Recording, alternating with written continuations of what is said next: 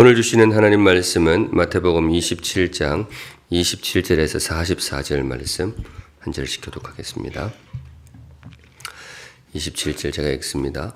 이에 총독의 군병들이 예수를 데리고 관정 안으로 들어가서 온 군대를 그에게로 모으고 그의 옷을 벗기고 홍포를 입히며 가시관을 엮어 그 머리에 씌우고 갈대를 그 오른손에 들리고 그 앞에서 무릎을 꿇고 희롱하여 이르되 유대인의 왕이여 평안할지어다 하며 그에게 침 뱉고 갈대를 빼앗아 그의 머리를 치더라. 희롱을 다한 후 홍포를 벗기고 도로 그의 옷을 입혀 십자가에 못 박으려고 끌고 나가니라. 나가다가 시몬이란 구레네 사람을 만나매 그에게 예수의 십자가를 억지로 지워 가게 하였더라. 골고다 즉 해골의 곳이라는 곳에 이르러 슬개탄 포도주를 예수께 주어 마시게 하려 하였더니 예수께서 맛보시고 마시고자 하지 아니하시더라. 그들이 예수를 십자가에 못 박은 후에 그 옷을 제비 뽑아 나누고 거기 앉아 지키더라. 그 머리 위에 이는 유대인의 왕 예수라 쓴 제패를 붙였더라. 이때에 예수와 함께 강도 둘이 십자가에 못 박히니 하나는 우편에 하나는 좌편에 있더라. 지나가는 자들은 자기 머리를 흔들며 예수를 모욕하여 이르되 성전을 헐고 사흘에 짓는 자여 네가 만일 하나님의 아들이거든 자기를 구원하고 십자가에서 내려오라 하며 그와 같이 대제사장들도 서기관들과 장로들과 함께 희롱하여 이르되 그가 남은 구원하였으되 자기는 구원할 수 없도다. 그가 이스라엘의 왕이로다. 지금 십자가에서 내려올지어다. 그리하면 우리가 믿겠노라. 그가 하나님을 신뢰하니 하나님이 원하시면 이제 그를 구원하실지라. 그의 말이 나는 하나님의 아들이라 하였도다 하며 함께 십자가에 못 박힌 강도들도 이와 같이 욕하더라. 아멘. 네, 오늘은 이 말씀으로 주님 주시는 메시지 함께 받도록 하겠습니다. 오늘의 말씀은 왕으로 오신 예수님입니다. 왕으로 오신 예수님. 설교 제목이 성탄절 같죠. 성탄절에 주로 이 제목으로 설교를 많이 합니다. 그런데 지금은 주님의 죽음을 묵상하는 고난 주간입니다. 그래서 왕으로 오신 이것보다 왕으로 죽으신 예수님 혹은 왕으로 가신 예수님 이렇게 잡을까도 생각해 봤는데 제목이 또 너무 어두운 것 같아요. 그리고 우리 주님은 가셨지만 죽으셨지만 다시 뭐예요? 다시 살아나신 예수님 또 다시 오실 예수님 그런 귀한 분이십니다. 그래서 다시 왕으로 오실 예수님 그렇게 마음에 새기셔도 좋겠습니다. 고난주간 다섯째 날 아름다운 진실이 우리 앞에 선포가 됩니다. 성도님들 예수님이 저와 여러분의 왕이 되십니다. 네, 이것이 저와 여러분 삶의 복음이 되기를 바랍니다. 오늘 본문이 거듭해서 예수님을 왕으로 소개를 합니다. 29절 아까 보았는데요. 군인들이 주님을 희롱할 때에 유대인의 왕이여 평안하라 왕이라고 칭을 합니다. 37절 주님의 죄패 죄수를 십자가에 달 때는 그 바로 머리 위에 죄목을 왜 십자가에 달리는지 그 죄목을 기록한 패가 하나 있었는데 거기에 이는 유대인의 왕 예수라. 선포되는 정황 자체는 굉장히 어둡습니다. 군인들의 희롱 안에서 또 죄패 어둡죠. 그런데 선포되는 메시지 자체는 너무나 아름답고 우리에게 소망이 됩니다. 예수님이 우리의 왕이 되십니다. 이 아침에 우리 주님의 왕 되심을 묵상합니다. 말씀 듣고 행복한 하루가 되시면 좋겠어요. 왜냐하면 이분이 굉장히 귀한 왕이십니다. 우리에게 정말로 귀한 행복을 주시는 정말로 좋은 우리의 왕 예수님. 예수님이 어떤 분이냐? 먼저는 우리 주님은 섬기는 왕이십니다. 섬기는 왕 참 귀하죠. 백성에게 행복을 주는 섬김의 왕 예수. 오늘 성경이 그렇게 소개를 합니다.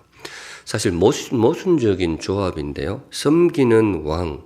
왕은 원래 섬기는 자가 아니고 다스리는 사람입니다. 그런 의미에서 섬기는 왕 이러면 좀 이상한 조합이 됩니다. 그리고 원래 그리스 쪽 언어를 쓰면 섬긴다라는 용어 자체가 노예와 연결되기 때문에 노예 같은 왕 이렇게 다가오게 되는데 조금 이상한 조합이죠. 그런데 감사하게도 우리 주님은 그런 왕이십니다. 그만큼 우리에게 좋은 왕이라는 거죠. 백성을 지배하는 왕이 아니고 겸손히 섬겨 주시는 왕. 백성을 착취하는 왕이 아니고 백성을 위해 자신을 희생하는 섬김의 왕 예수. 그래서 주님이 십자가에 달리셨습니다. 한 주간 동안 주님의 십자가 앞에 우리가 나아가게 되는데 주님이 십자가에 달리신 이유가 뭐냐? 왕으로서 무슨 비리를 저질렀거나 권력 가지고 큰 잘못을 저질러서 달리신 게 아니죠. 백성을 위해 달려주셨습니다. 그래서 우리 주님은 섬기는 왕이시다. 세상 왕과는 많이 다릅니다. 세상에도 왕이 이런 왕 저런 왕 들어 괜찮은 왕들도 있지만은 살다 보면 아쉬운 왕들도 많이 있습니다. 백성 소중한 줄은 모르고 자기만 또 자기 식구만 챙기는 옹졸한 왕도 있고요. 권력 휘두르는 재미에 푹 빠진 폭력적인 왕도 들어 만나게 됩니다. 그러면 살아가는 백성이 너무 힘들죠. 마침 지금 우리나라의 대통령 선거가 사실상 시작이 되었는데 주님께서 우리에게 귀한 지도자를 선물해 주시기를 간절히 소망합니다. 어떤 지도자를 만나느냐에 따라 백성의 삶이 많이 달라진단 말이죠. 말씀 준비하면서 우리 예수님 닮은 사람이 대통령이 되면 좋겠다 그런 생각을 하게 됩니다. 그런데 인간인지라 한계는 굉장히 많겠죠. 그래도 한두 지점이라도 주님의 그림자가 어른거리는 그런 지도자가 나온다면 얼마나 백성이 좋을까요? 마태복음 20장 8절에 우리 같이 한 목소리를 한번 읽어보겠습니다. 시작. 인자가 온 것은 섬김을 받으려 함이 아니라 도리어 섬기려 하고 자기 목숨을 많은 사람의 대속물로 주려 함이니라. 네. 섬김의 왕으로 이 땅에 오신 우리의 왕 예수님의 은혜에 온 마음 다해 감사를 드립니다. 아멘. 두 번째, 우리 주님이 어떤 분이냐? 사실 이 대목이 오늘 중심이라고 할 수 있는데 참 감사한 면이 있습니다. 자격 없는 자를 섬기시는 왕이십니다. 자격이 되는 자들만 섬기는 게 아니고 도무지 자격이 안 돼요. 굉장히 못났어요. 그렇지만 그 백성을 섬겨주시고 그들을 위해 십자가에 달려주신 섬김의 왕 예수. 오늘 본문에 사람들이 굉장히 많이 나옵니다. 아까 읽으면서 여러 부류의 사람들이 나왔는데요. 주로 나쁜 놈들이 나옵니다. 아주 나쁜 놈들이 나와요. 이 사람들이 누구냐? 주님을 괴롭힌 아주 나쁜 인간들이냐? 주님을 모욕했던 아주 몹쓸 인간들이냐? 예, 맞습니다. 그런 인간들입니다. 그런데 그것보다 더 깊은 의미가 있어요. 주님이 섬기신 사람들입니다. 주님이 바로 이 사람들을 위해서 십자가에 달리셨습니다. 그 관점으로 보시면 좋습니다.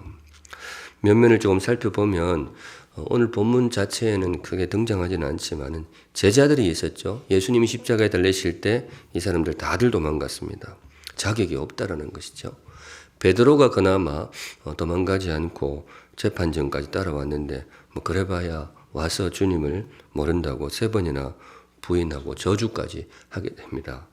도무지 자격이 없는 사람들이죠. 주님의 섬김과 사랑을 받을 자격이 없는 그런 못난 인생들인데 그럼에도 주님은 그들을 외면치 않으시고 주님이 십자가에 왜 달려 죽으셨느냐? 바로 그 사람들을 위해서 달려 죽으신 거죠. 우리 주님 참 귀하신 분입니다. 본격적으로 오늘 본문에 나오는 사람들의 면면을 살펴보면 제일 먼저 군인들이 나오는데요. 27절 오늘 본문 첫 구절이었는데 이에 총독의 군병들이 예수를 데리고 관정 안으로 들어가서 온 군대를 그에게로 모으고 예수님을 끌고 가서 사형언도를 받았죠. 끌고 가서 이제 군인들이 주님을 에워싸게 됩니다. 그의 옷을 벗기고 홍포를 입히고 가시관을 엮어 그 머리에 씌우고 갈대를 그 오른손에 들리고 그 앞에서 무릎을 꿇고 희롱하여 이르되 유대인의 왕이여 평안할지어다. 주님을 희롱하고 있습니다. 왕놀이를 하고 있는데 사실 굉장히 모욕적인 그런 장면이라고 할 수 있습니다. 30절에는 더 심한 장면이 나오는데 그에게 침을 뱉고 갈대를 빼앗아 그의 머리를 이렇게 톡톡 치더라. 사람을 가지고 뭐 이러면 사실 마음에 굉장히 큰 상처를 받게 되죠. 저도 살면서 조금 마음에 굉장히 가슴 아픈 그런 장면들이 있지만은 그래도 지금까지 제 얼굴에 침 뱉는 사람은 없었어요. 그리고 뭐 가지고 머리를 톡톡 때리고 이런 경우는 없었어요.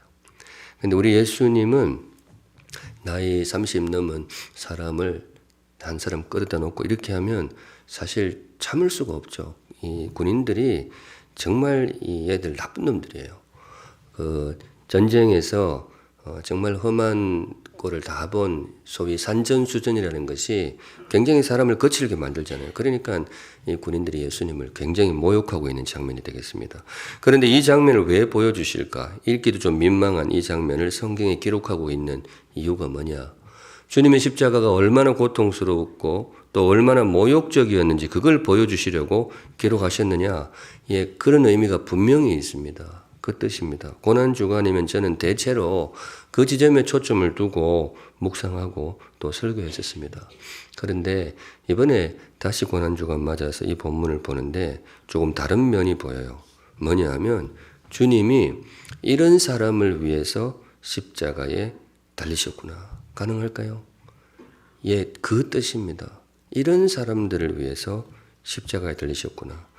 이 군인들 중에 나중에 주님께로 돌아온 사람이 있었을까요? 있습니다. 오늘 본문 저녁에 그 본문 보게 되는데 대표적으로 이방인 백부장이 십자가 밑에서 예수님을 하나님의 아들로 고백을 합니다. 돌아온 거죠. 그런데 다른 군인들도 그렇게 돌아온 사람들이 많았을 거예요. 무슨 말이냐? 주님께서 이런 사람들을 위해 십자가에 죽어주셨다는 거죠. 주님을 희롱했던 사람들, 또 무지막지 채찍으로 주님을 폭행했던 사람들, 주님은 그런 사람들을 위해 십자가에 달리셨고 그런 분들이 주님의 십자가 은혜로 구원받게 되었다는 것입니다. 여기서 끝이 아니고 구경꾼들도 있는데요. 39절에 지나가는 자들은 자기 머리를 흔들며 예수를 모욕하여 이르되 그가 남은 구원하였으되 자기는 구원할 수 없도다. 그가 이스라엘의 왕이로다. 지금 십자가에서 내려올지어다. 그러면 우리가 믿겠노라. 뭐 군인들만큼은 아니어도 이 사람들도 참 어리석고 못난 사람이죠. 그런데 이 본문의 맥락을 보면 그래요. 주님이 누구를 위해서 십자가에 달리셨느냐. 이런 사람들이에요. 이런 사람들. 주님의 십자가의 의미도 모르고 그 앞에서 네가 내려와라. 지가 왕이라면서 지 한 구하지도 못하면서 무슨 왕이냐, 무슨 구원자냐 이렇게 놀려댔던 사람들을 위해서 우리 주님이 십자가에 달려 죽어주셨다는 것입니다. 오늘 본문은 어떤 면에서는 주님이 그 사람들을 위해서 죽으셨다. 이런 사람들의 명단, 목록이라고 할 수 있는데 이 목록의 끝자락에 누가 있느냐. 뭐 짐작은 하셨을 거예요. 이건 묵상하려고 달려온 거죠. 누가 있을까요? 저와 여러분도 여기에 이름 자체는 안 나오지만은 포함되어 있다고 보시면 됩니다. 성경은 남의 이야기하는 법이 없습니다. 성경은 없는 이야기하는 법도 없고 다른 사람 이야기하는 경우도 잘 없어요. 믿음의 눈으로 읽으면 바로 이 모습 속에 저와 여러분의 모습도 비치는 거죠. 주님을 외면한 베드로, 주님을 희롱하고 폭행했던 군인들, 무지하게 주님의 십자가 앞에서 혀를 찼던 구경꾼들. 이 사람들 욕하자고 기록한 것은 아닙니다. 성경이 그렇게 한가하지 않아요. 누구 욕하고 뭐 억하심정 한번 풀어놓으려고 그런 마음으로 성경을 기록하지는 않습니다.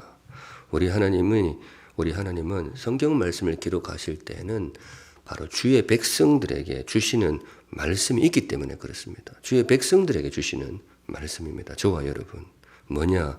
우리 안에도 이런 어리석음이 있을 수 있다는 것이죠.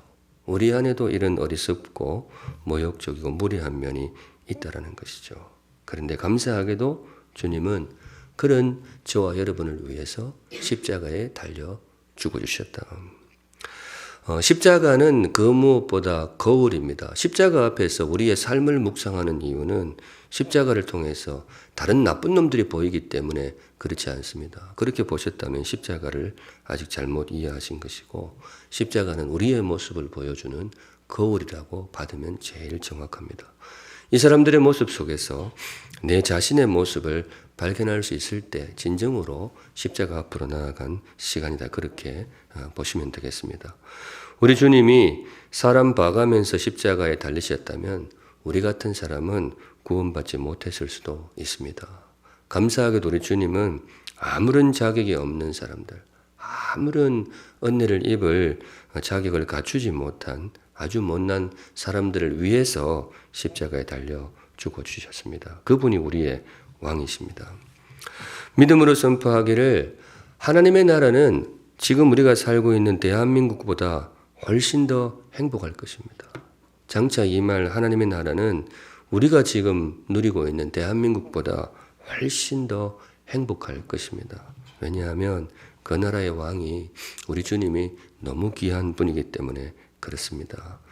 지도자의 자리가 백성에게 미치는 영향이 참 큰데 우리 주님께서 우리의 왕이 되신다라는 그 사실로 기뻐하시고 또 이번에 선거에서 좋은 지도자가 세워줄 수 있기를 많이 기도하시면 좋겠습니다. 마지막으로 우리 주님이 어떤 왕이냐, 우리를 섬겨주시고 자격 없는 우리를 섬겨주신 왕으로 묵상했는데요.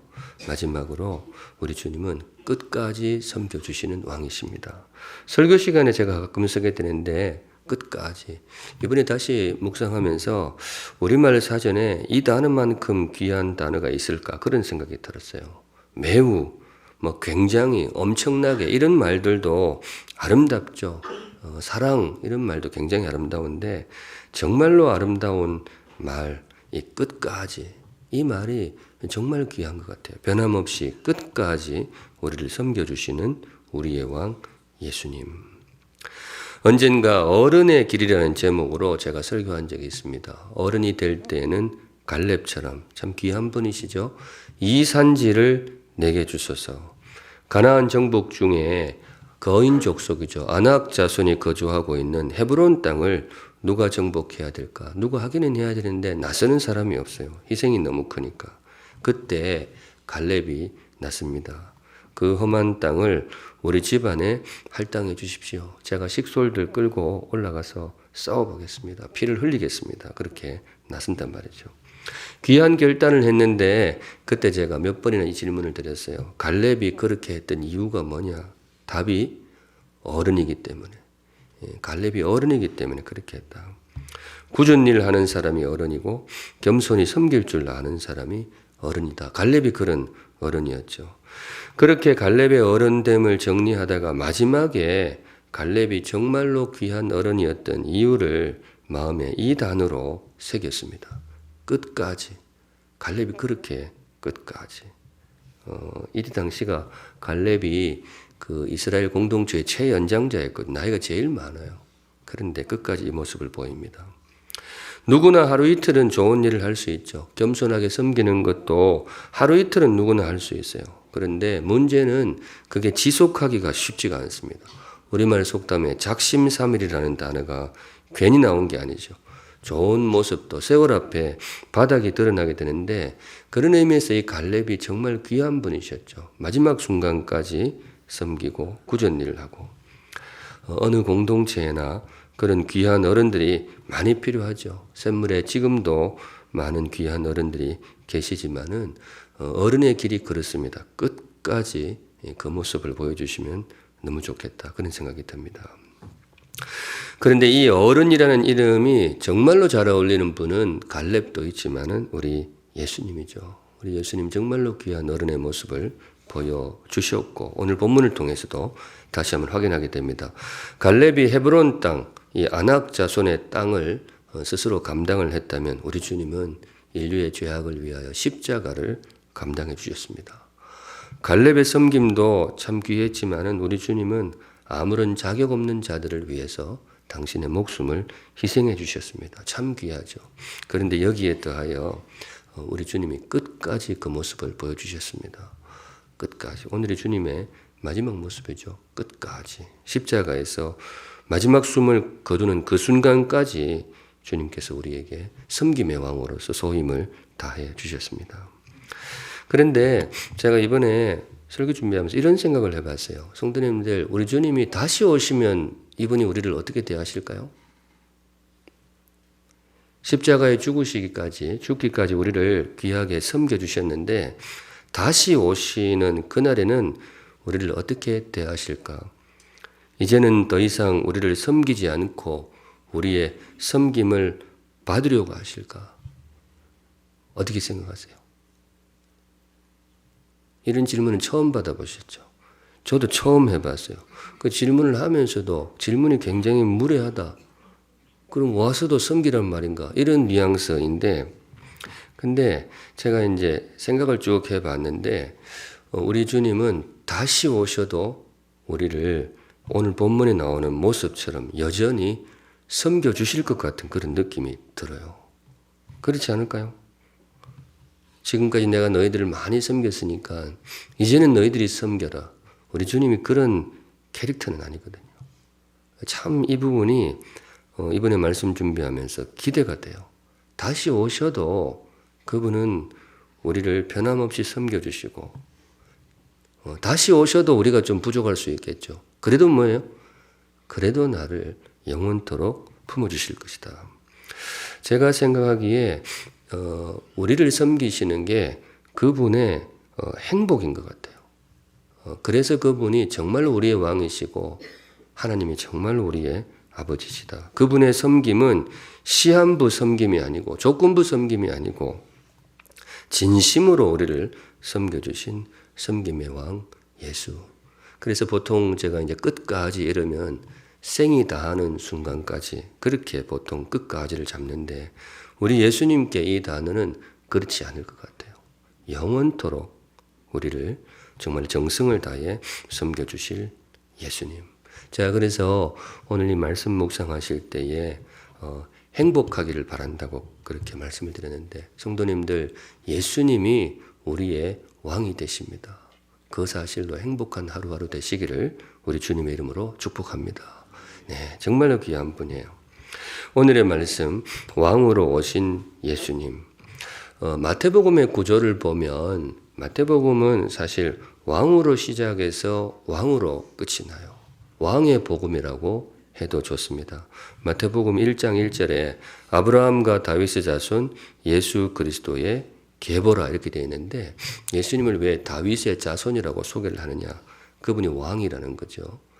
예수님이 탄생하셨을 때 동방에서 온 박사들이 선포하기를 왕으로 오신 이가 어디에 있습니까? 주님을 왕으로 선포하면서 마태복음이 시작이 되었습니다. 그런데 마지막도 그래요. 군인들의 희롱, 십자가의 죄패, 정황 자체는 어두워도 우리 예수님의 왕되심을 선명하게 선포하고 있습니다. 마태복음은 왕의 복음이라고 해도 좋아요. 왜 마태복음이 처음부터 끝까지 우리 예수님을 왕으로 선포하고 있을까? 왜 그분의 이름에 자꾸 왕자를 붙이는 걸까? 이유가 있죠. 그게 사실이기 때문에 그래요. 정말로 우리 예수님이 우리의 왕이기 때문에 그래요. 성경이 거짓말하면 안 되잖아요. 정말 예수님이 저와 여러분의 왕이십니다. 그리고 더하여 마태복음이 처음부터 끝까지 우리 주님을 왕으로 선포하시는 이유가 뭐냐? 저는 이 대목이라고 봐요. 우리가 행복하라고. 좋은 왕, 좋은 지도자, 우리에게는 우리 삶에는 너무나 중요하죠. 우리 혼자 살 수 있는 세상이 아니고 혼자 헤쳐갈 수 있는 그런 인생이 아닌데 인생의 인도자, 지도자, 동반자 이런 위치에 있는 분들이 굉장히 중요하죠. 그래서 대통령 선거도 우리 교회에도 굉장히 중요한 그런 선거가 되는 것이죠. 결혼식도 그래서 중요하잖아요. 나와 삶을 함께할 배우자, 어떤 사람을 만나느냐, 우리 인생에 너무나 중요한 거죠. 교회에는 좋은 목사를 만나는 것도 너무나 중요할 거예요. 선 위치가 있기 때문에. 그런데 성도님들, 우리가 정말로 행복할 수 있는 이유가 있는데 예수님이 저와 여러분의 왕이 되십니다. 마태복음은 이걸 처음부터 끝까지 이야기를 해주고 싶었었어요. 그분이 이 땅에 태어나시고 우리에게 말씀 주시고 우리를 위해 십자가에 달려 죽어주신 모든 행위가 왕의 행위였어요. 그런데 그분의 왕보라 그럴 수 있겠죠. 왕의 걸음 자체가 다른 왕들하고 굉장히 많이 달라요. 우리를 처음부터 끝까지 겸손히 섬겨주시고 영원히 섬겨주시는 귀한 왕으로 오신 우리 예수님의 은혜에 진심으로 감사를 드립니다. 바라기는 그런 분을 왕으로 모신 저와 여러분도 그분의 백성다운 삶을 살아갈 수 있기를 간절히 소망합니다. 사실 설교를 이번 주에 거기 예수님을 묵상하기보다 십자가 앞에서 누구를 묵상해요? 우리 삶을 묵상한다 그렇게 잡았기 때문에 제가 원래 잡았던 구도는 사실 왕의 향취를 드러내는 왕의 백성 이 제목이었어요. 왕의 향기를 드러내는 왕의 백성. 우리 주님이 섬기는 왕이시라면 우리도 뭐예요? 섬기는 백성이 되었으면 좋겠다. 우리 주님이 자격 없는 자를 섬기시는 왕이라면 주의 백성인 우리도 뭐예요? 자격 없는 자를 섬겨주는 그런 왕이 되면 좋겠다. 그리고 우리 주님이 끝까지 생이 다하는 순간을 넘어서 영원토록 섬겨주시는 귀한 왕이라면 그분의 백성인 우리도 뭐예요? 우리도 그렇게 영원히 섬기는 그런 백성이 되면 좋겠다라고 구도를 잡았는데 이거는 설교를 하면 안 되겠더라고. 왜냐하면 그래도 설교를 한다라는 거는 그래도 염치가 있거든요. 제가 좀 그런 건 가립니다. 설교를 할 때는 그래도 일정 부분 각오를 하고 그걸 입에도 담아도 될 만한 사람이 설교를 해야지 좋은 말씀 나온다고 무조건 막 터뜨리고 그러면 안 돼요. 근데 이거는 정말 사람이 함부로 흉내낼 그런 것은 아닌 것 같아요. 그만큼 우리 예수님이 귀한 분이죠. 우리에게 다시 오셔서도 영원토록 우리를 섬겨주실 귀한 왕. 그렇지만은 주님께서 이 귀한 모습을 통해서 우리를 초대하시는 것만은 분명한 것 같아요. 예수 행복, 귀한 왕을 모신 주의 백성으로서 행복하면 좋겠다. 그렇지만 거기서 머물지 말고 예수 사랑, 그분의 귀한 섬김과 사랑을 받은 자로서 우리도 그분의 삶을 흉내내면 좋겠다. 그래서 너 자신도 행복하고 너로 인해서 주변에 있는 사람들도 행복하게 하는 그런 인생이 되면 좋겠다. 이 모든 말씀을 합하여 우리에게 귀한 왕으로 오신 주님의 은혜에 감사를 드리고 저와 여러분의 삶에도 한두 소절이라도 왕으로 오신 예수님의 향취를 드러내는 귀한 백성의 삶이 되시기를 우리 주님의 이름으로 축복합니다. 아멘. 우리 함께 찬양하겠습니다. 예수님을 왕으로 선포하고 왕으로 모시는 찬양. 예수 우리 왕이요. 함께 찬양하겠습니다.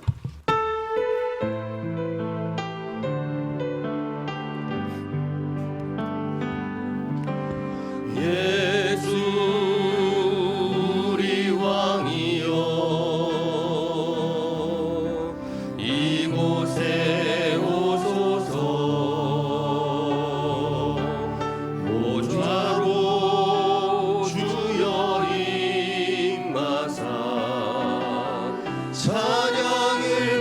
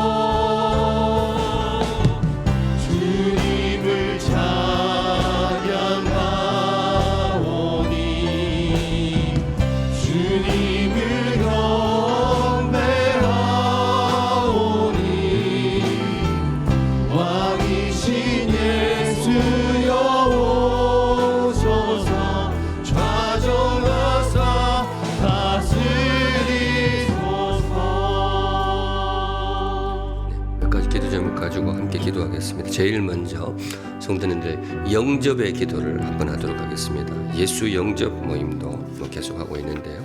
예수 영접의 기도. 예수님, 내가 예수님을 나의 왕으로 영접합니다. 이게 사실 가볍게 할 말은 아닙니다. 내 삶의 왕자리를 그분에게 누군가에게 비워주는 것은 대단한 결단이 필요하고 그게 무게감이 있는 일인데 정말로 귀한 왕이시기 때문에 주님, 우리 예수님을 나의 왕으로 영접합니다. 진심으로 영접하는 그런 시간이 되시면 좋겠습니다. 다 같이 하나님 앞에 기도하시겠습니다. 거룩하신 하나님 아버지, 오늘 주의 말씀 듣고 다시 한번 마음에 담대하게 예수님을 영접합니다. 예수님을 나의 왕으로